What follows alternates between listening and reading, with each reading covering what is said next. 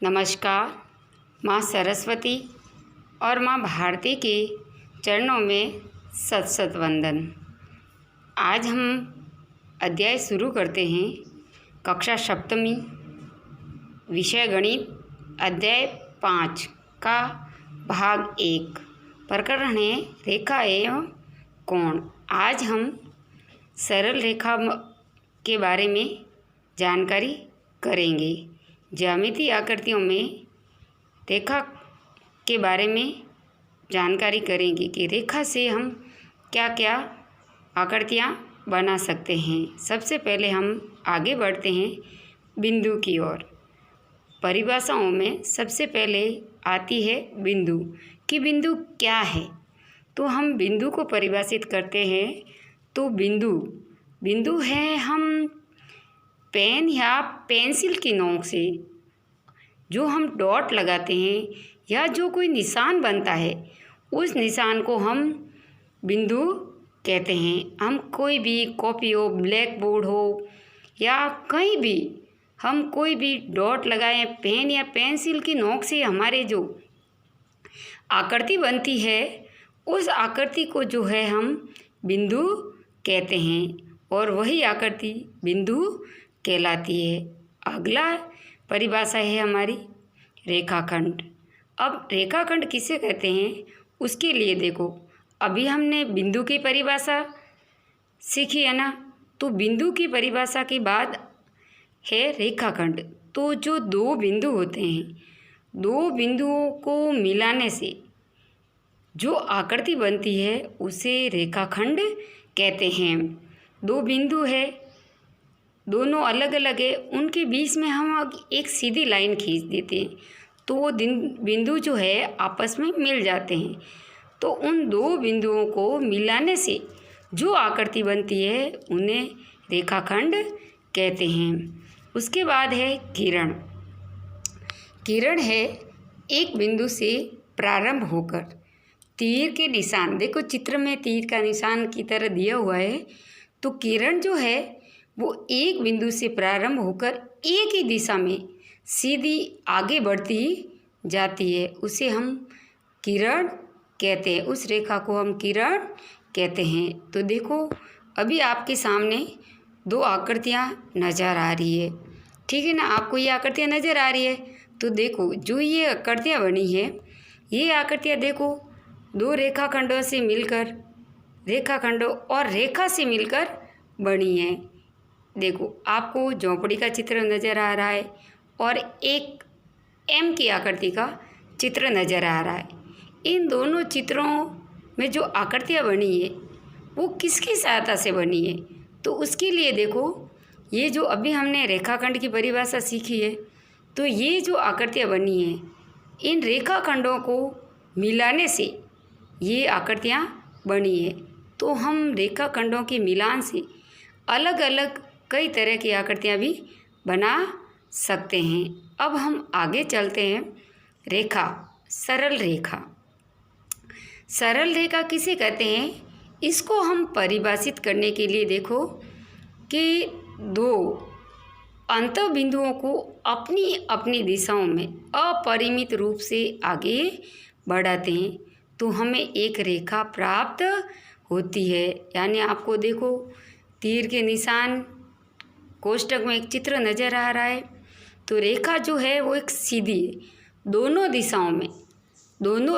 दिशाओं में विपरीत, एक इधर और एक इधर, दोनों अपनी अपनी दिशा में आगे बढ़ रही है ना।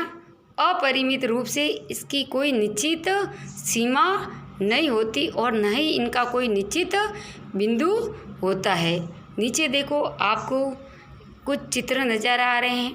तो सरल रेखा मतलब सीधी रेखा, सरल रेखा मतलब सीधी रेखा। तो अभी हमने रेखाखंडों से जो आकृतियाँ बनी, वही सरल रेखा से भी देखो ये आकृतियाँ हम बना सकते हैं। तो हम सरल रेखा और रेखाखंड इन दोनों को मिलकर हम अलग अलग तरह की आकृतियाँ बना सकते हैं। आपको देखो चित्र में एक एक्स नज़र आ रहा है और एक चित्र में ई और एन नज़र आ रहा है। तो ये जो आकृतियाँ हैं हमें रेखाखंड और रेखा की सहायता से हमें ये आकृतियाँ प्राप्त हुई। अब देखो, जब हमने रेखाखंड की परिभाषा सीख ली और रेखा की भी परिभाषा सीख ली, तो जब रेखा अथवा रेखाखंडों के मिलने से हमें किस चीज़ का निर्माण होता है, तो रेखाखंड अथवा रेखाओं के मिलने से कोण का निर्माण होता है। देखो, चित्र में आपको 3 रेखाएं कहो या रेखाखंड कहो, तो इन तीनों को मिलाने से एक त्रिभुज की आकृति नज़र आ रही है और इस त्रिभुज की आकृति में 3 कोण आपको नज़र आ रहे हैं, ठीक है ना। तो इन रेखाएं एवं रेखाखंडों के मिलने से कोण की आकृति का निर्माण होता है। ये हम कोई भी आकृति बनाएंगे तो वहाँ पे हमें कोई न कोई कोण जरूर मिलेगा। यहाँ पे त्रिभुज बना है तो त्रिभुज में न्यून कोण मिले हैं, यानी अंदर वाले कोण जो न्यून कोण है, तो जो आकृति बनी है उसमें हमें कोणों का निर्माण होता है। तो हमें इन रेखाखंडों और रेखाओं से कोण का निर्माण होता है, ठीक है ना। अब हम आगे बढ़ते हैं। देखो, कोण का निर्माण कैसे करते हैं। अभी हमने सीखा कि 2 रेखाएं या रेखाखंड मिलकर कोण का निर्माण करते हैं। तो कोण का निर्माण कैसे करते हैं, तो देखो, अभी आपके सामने एक चित्र दिख रहा है कि 2 रेखाएं या रेखाखंड कह लो, तो जब दोनों आपस में प्रतिच्छेद करते हैं, यानी जब दोनों रेखाएं एक दूसरे को आपस में काटती है, दोनों रेखाएं एक दूसरे से मिलती है या काटती है, तो ये कोणों का निर्माण करती है। जब 2 रेखाओं से कोई आकृति बनती है तब भी कोणों का निर्माण होता है, और जब 2 रेखाएं एक दूसरे को आपस में काटती है तब भी यहाँ पर कोणों का निर्माण होता है। तो हमें ये याद रखना है कि जहाँ पर रेखाखंडों और रेखा से अगर कोई आकृति बनती है तब भी वहाँ पे कोणों का निर्माण होता है, और जब 2 रेखाएं एक दूसरे को आपस में काटती है तब भी आमने सामने के कोणों का निर्माण होता है। अब हम आगे बढ़ते हैं, कोणों के बारे में जानकारी करेंगे कि कोणों के प्रकार। अभी हमने रेखाखंडों और रेखा के काटने से या आकृति बनाने से सीखा कि कोणों का निर्माण होता है। तो अब हम यहाँ पे देखते हैं कि कोण कौन कौन से होते हैं। मुख्य रूप से तो कोण 3 प्रकार से होते हैं। पहला न्यून कोण, अधिक कोण, समकोण, ये 3 तरह के कोण होते हैं। और भी इससे संबंधित और भी बहुत से कोण होते हैं, उसके बारे में हम आगे इसी वीडियो में पढ़ेंगे, ठीक है ना। अभी के लिए तो हम इन 3 कोणों के बारे में जानकारी करेंगे, न्यून कोण, अधिक कोण और समकोण। इन 3 कोणों के बारे में जानकारी करेंगे। चलो, सबसे पहले न्यून कोण कि न्यून कोण जो है वो किसे कहते हैं। तो न्यून कोण जो है 90 डिग्री से छोटे कोण जो होते हैं उन्हें न्यून कोण कहते हैं। 90 डिग्री यानी 0 से लगाकर 90 डिग्री के जो बीच के कोण होते हैं उन्हें न्यून कोण कहते हैं। जैसे देखो, आपको चित्र में 2 कोण नज़र आ रहे हैं। एक है 30 डिग्री का, जो वो भी 90 से छोटा है, और एक है 60 का, ये भी 90 से छोटा है। तो हम देख सकते हैं, इन चित्रों के माध्यम से हम देख सकते हैं कि 90 डिग्री से जो छोटे कोण होते हैं वो न्यून कोण कहलाते हैं। उसके लिए आप 45 डिग्री का हो सकता है, 15 डिग्री का कोण हो सकता है, 30 का हो सकता है, 50 का हो सकता है, 79 का हो सकता है और 90 का हो सकता है, लेकिन 90 का नहीं हो सकता। यानी 90 से छोटे जितने भी कोण होते हैं वे सब कोण जो है वो न्यून कोण कहलाते हैं। अब है अधिक कोण कि अधिक कोण किसे कहते हैं। तो अधिक कोण के लिए 90 डिग्री से ज़्यादा, यानी ज़्यादा का मतलब बड़ी, 90 डिग्री से ज़्यादा व 180 डिग्री की से कम कोण को जो है अधिक कोण कहते हैं, यानी 90 से ज़्यादा। 90 से ज़्यादा 91, 92, 94, 100, 105, 120, 115, 125 कुछ भी हो सकते हैं, कोई भी माप हो सकता है, लेकिन वो माप 180 डिग्री से कम होना चाहिए, ठीक है ना। तो 90 से ज़्यादा और 180 डिग्री से जितने भी कोण होते हैं वे सब कोण अधिक कोण कहलाते हैं। अभी नीचे आपके सामने 2 चित्र नज़र आ रहा है, जिसमें देखो एक में तो सिर्फ अधिक कोण दे रखा है, उसका आप माप नहीं दे रखा है, यानी अधिक कोण जो है बाहर की तरफ बढ़ेगा।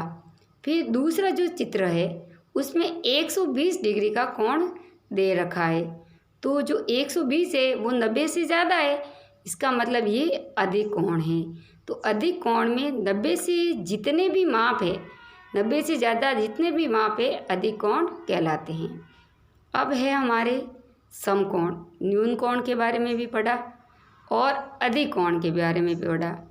अब हम समकोण की जानकारी करते हैं कि समकोण किसे कहते हैं। तो 90 से जितने छोटे होते हैं वो न्यून कोण कहलाते हैं। जो 90 डिग्री का कोण एकदम जो सीधा कोण बनता है, कोई भी कोण जो सीधा बनता है एकदम सीधा, उसे समकोण कहते हैं। यानी 90 डिग्री के कोण को हम समकोण कहते हैं। नीचे आपको देखो चित्र नज़र आ रहा है, 90 डिग्री का एक कोण नज़र आ रहा है ना। तो इस चित्र को देखिए, देखो इस चित्र में ये कोण कैसा बना हुआ है, एकदम सीधा बना हुआ है। तो इस तरीके से जो भी कोण होंगे वो 90 डिग्री के कोण होंगे। आप अपने घर में ही देख लीजिएगा कि जो दीवार होती है, एक फर्श और उस पर खड़ी दीवार, उस कोने में जो आकृति बनती है वो आकृति समकोण की आकृति कहलाती है, ठीक है ना। तो आप देखना और समझना कि 90 डिग्री की जो कोण है कहाँ कहाँ बन सकते हैं, आप अपने आसपास देखना, ठीक है ना। अब हम इससे संबंधित कोणों के बारे में पढ़ेंगे। न्यून कोण, अधिक कोण और समकोण के बारे में जानकारी करने के बाद और इसके संबंधित कौन कौन से कोण होते हैं उसके बारे में जानकारी करते हैं। तो सबसे पहले आता है पूरक कोण, कि पूरक कोण किसे कहते हैं। जब दो कोणों के मापों का योग 90 डिग्री होता है तो ये कोण पूरक कोण कहलाते हैं। नीचे देखो आपको चित्र नज़र आ रहा है, एक 30 डिग्री का और एक 60 डिग्री का। तो इन दोनों कोणों को जब हम मिलाते हैं तो 90 डिग्री का कोण बनता है। जब दो कोणों का योग 90 डिग्री के बराबर हो तो वे कोण जो है वो आपस में पूरक कोण कहलाते हैं, ठीक है ना। जैसे अगर हमने 70 और 30 का ले लिया तो कितने हो गए, 70 और 30, 100 डिग्री का कोण हो गया। तो 100 डिग्री का कोण, वे कोण आपस में पूरक कोण नहीं कहला सकते। यानी जिन दो कोणों का योग 90 डिग्री के बराबर होता है वे दोनों कोण जो है आपस में पूरक कोण कहलाते हैं। और पूरक कोण में हमेशा दो न्यून कोण ही होते हैं, एक अधिक और एक न्यून नहीं हो सकता, और एक समकोण नहीं हो सकता। दोनों न्यून कोण हैं वो पूरक के बराबर हो सकते हैं।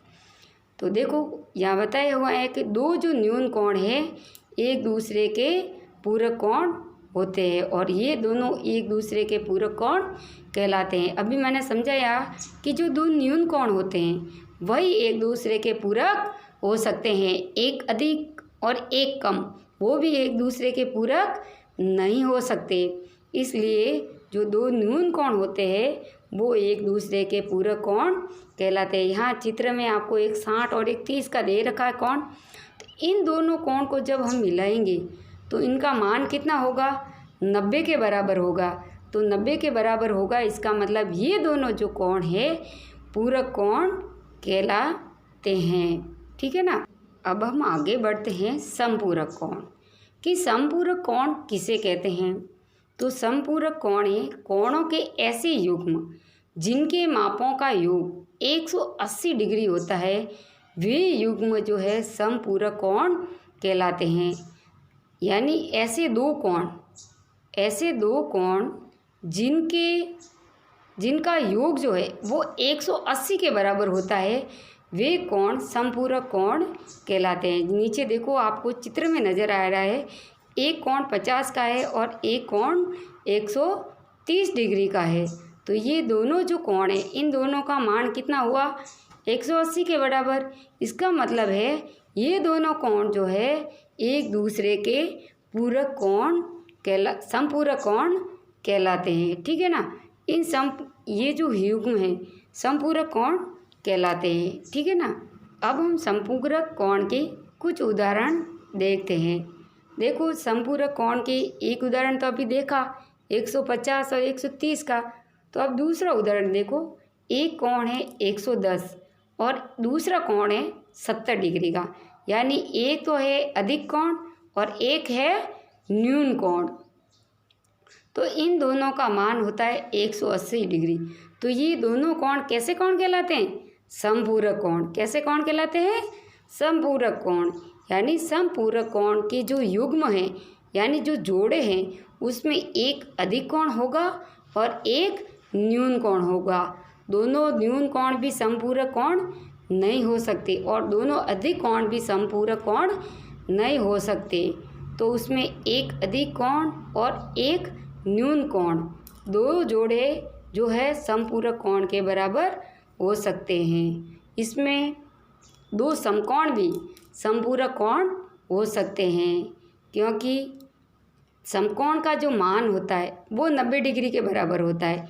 तो 90 और दूसरा भी 90 डिग्री, 90 और 90 डिग्री 180 डिग्री, और समपूरक कोण का मान कितना होता है? 180 डिग्री। तो अतः हम कह सकते हैं कि दो समकोण जो है उनका मान भी समपूरक कोण के बराबर हो सकता है। अब है हमारे अभ्यास प्रश्न। अभी हमने परिभाषाएं सीखी है, उसके अभ्यास प्रश्न। पहला प्रश्न जो है, रेखाखंड किसे कहते हैं? तो उत्तर, दो बिंदुओं को मिलाने से बनने वाली आकृति को रेखाखंड कहलाती है। फिर दूसरा प्रश्न है, न्यून कोण किसे कहते हैं? तो 0 डिग्री से 90 डिग्री के बीच के जो कोण होते हैं वो न्यून कोण कहलाते हैं। ठीक है ना। क्योंकि जो 90 डिग्री से लगाकर 0 डिग्री तक आपको समझाया है, तो 90 डिग्री से 0 डिग्री के बीच के कोण न्यून कोण कहलाते हैं। अब हमारा तीसरा प्रश्न, पूरक कोण किसे कहते हैं? तो जिन दो न्यून कोणों का मान 90 डिग्री होता है, वे कोण एक दूसरे के पूरक कोण कहलाते हैं। ये आपका उत्तर है। प्रश्न था पूरक कोण किसे कहते हैं, तो उत्तर अभी आपके सामने है और मैंने उदाहरण के माध्यम से भी आपको समझा दिया है। तो इसको अच्छी तरीके से समझना। ठीक है ना। कि दो न्यून कोण यानी 90 डिग्री से छोटे दो न्यून कोणों का मान जो होता है, अगर 90 डिग्री है तो वो पूरक कोण कहलाते हैं। चौथा प्रश्न है आपका, क्या दो न्यून कोण समपूरक कोण हो सकते हैं? तो नहीं, क्योंकि दो न्यून कोणों का मान जो है वो 90 से ज़्यादा नहीं होता है और समपूरक कोण का मान अपना कितना होता है? 180 के बराबर। तो हमारा उत्तर है नहीं, दो न्यून कोण समपूरक कोण नहीं हो सकते। क्या हो सकते हैं? पूरक कोण हो सकते हैं, लेकिन समपूरक कोण नहीं हो सकते। अब पांचवा प्रश्न, जब दो रेखाखंड अथवा रेखाएं किसी बिंदु पर प्रतिच्छेद करते हैं तो किसका निर्माण होता है? तो जब दो रेखाएं और रेखाखंड आपस में प्रतिच्छेद करते हैं तो वहाँ पर कोणों का निर्माण होता है। ठीक है ना। आज हमने परिभाषाएं सीखी, कोण के बारे में, पूरक कोण, रेखाखंड, ये सब सीखी। उसके अभ्यास प्रश्न अभी हमने किए हैं। आप अपनी कॉपी में सुंदर राइटिंग में अच्छे से सुंदर सुंदर अक्षरों में लिखना और अच्छे से याद करना। अब आपका गृह कार्य है। ये गृह कार्य है, अभी जो आपने वीडियो में जो परिभाषाएं सीखी है, उन परिभाषाओं को देखते हुए आपको ये गृह कार्य करना है। गृह कार्य का पहला प्रश्न है रेखा किसे कहते हैं। दूसरा प्रश्न है अधिक कोण किसे कहते हैं। तीसरा प्रश्न है क्या दो समकोण एक दूसरे के पूरक हो सकते हैं। फिर चौथा प्रश्न है निम्नलिखित प्रत्येक के समपूरक कोण का माप लिखिए। तो समपूरक कोणों का मान कितना होता है, मैंने आपको समझाया था कि समपूरक कोणों का मान 180 डिग्री होता है। तो यहाँ पे देखो ये मान दे रखा है 100 डिग्री, तो इसमें और कितने जोड़ोगे तो आपका मान 180 होता है। तो आपको वो मान इसमें जोड़कर इसका मान 180 करना है। दूसरा देखो 90 डिग्री है, तो 90 डिग्री में और कितने डिग्री का कोण आप जोड़ेंगे तो 180 होगा, ठीक है ना। उसी तरह 55 में भी आपको वह संख्या जोड़नी है जिसका दोनों को मिलाने से मान 180 डिग्री हो। इस तरीके से आपको गृह कार्य में ये प्रश्न अच्छी तरीके से करने हैं, ठीक है ना। धन्यवाद।